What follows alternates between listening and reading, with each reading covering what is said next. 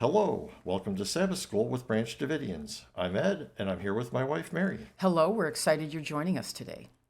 Yes, thanks for listening.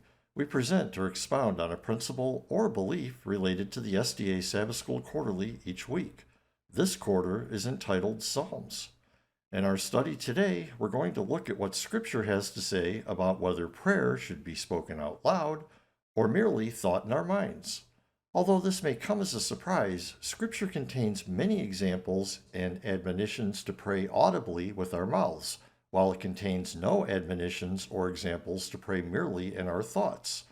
The closest we can get to a silent prayer is the example of Hannah praying in the temple to Yahweh, asking him to give her a child.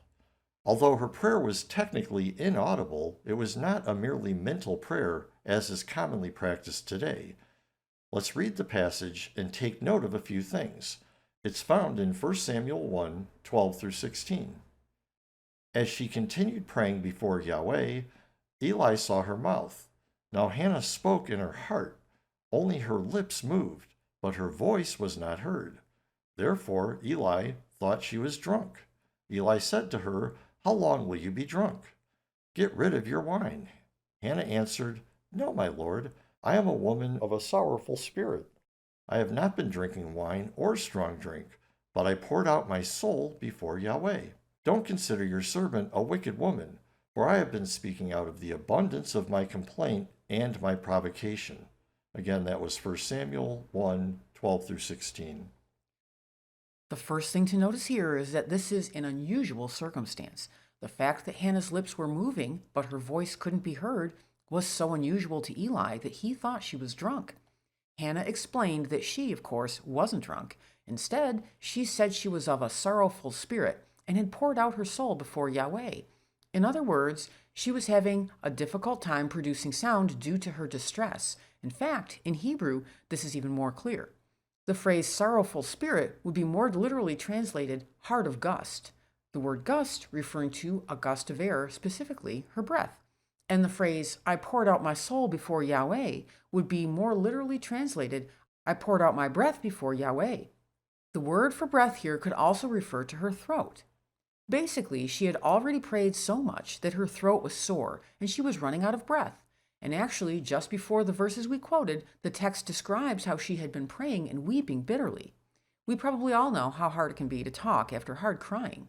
But in spite of her crying and difficulty in producing sound, Hannah still felt the need to move her lips.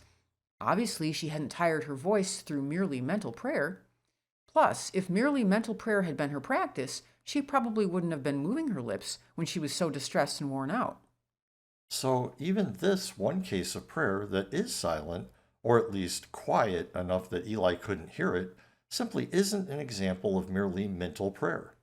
It assumes that audible prayer was the norm, and even though this prayer was inaudible due to the circumstances, it wasn't merely mental.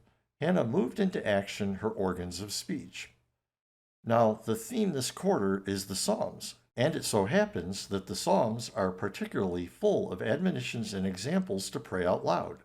As the lesson points out, many of the Psalms were prayers in the form of poetry and were set to music, which is clearly audible.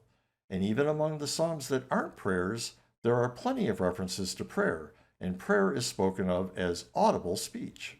Let's read some passages, and let's make sure to pay close attention to the mode of prayer, that is, whether it is audible or merely done in the thoughts. Psalm 4:1 reads, "Answer me when I call, God of my righteousness. Give me relief from my distress. Have mercy on me, and hear my prayer." That's Psalm 4:1. So the psalmist represents his own prayer as calling to God. This is a vocal activity, not a merely mental one. Likewise, the psalmist expects that God will hear his prayer, and the word for hear is simply the straightforward word for receiving auditory input. Our next passage is Psalm 5, 1 through 3, which reads, "Give ear to my words, Yahweh. Consider my meditation. Listen to the voice of my cry, my King and my God. For I pray to you. Yahweh, in the morning you will hear my voice. In the morning I will lay my requests before you and will watch expectantly." Again, that's Psalm 5, 1 through 3. Plainly here, the psalmist was praying by means of his voice and says so in straightforward terms. He also asks God to give ear, which is just an additional indication that he was making known his request audibly. All right, now let's read Psalm 18:6. In my distress, I called on Yahweh and cried to my God. He heard my voice out of his temple. My cry before him came into his ears. Again, Psalm 18:6.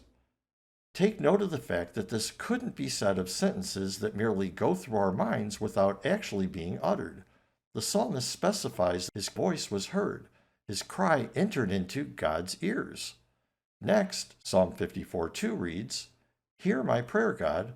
Listen to the words of my mouth. Psalm 54:2. So we have hearing and listening on the part of God, and words from a mouth on the part of the psalmist. Once again, the actual organs of speech are involved in prayer. And Psalm 55:17 reads, Evening, morning, and at noon I will cry out in distress. He will hear my voice. Psalm 55:17. This is yet another simple reference to an audible voice in prayer. These are just a few of the many psalms where the psalmist is calling out or crying out to God with the words of his or her mouth, with his or her voice, and where God is called upon to hear the prayer or is described as giving ear to a prayer, or even, as we saw in Psalm 18, the prayer is described as entering God's ear. All this to say, Scripture consistently portrays prayer as audible and as involving the organs of speech, and it lacks the now popular idea of prayer as something that can take place in our thoughts only.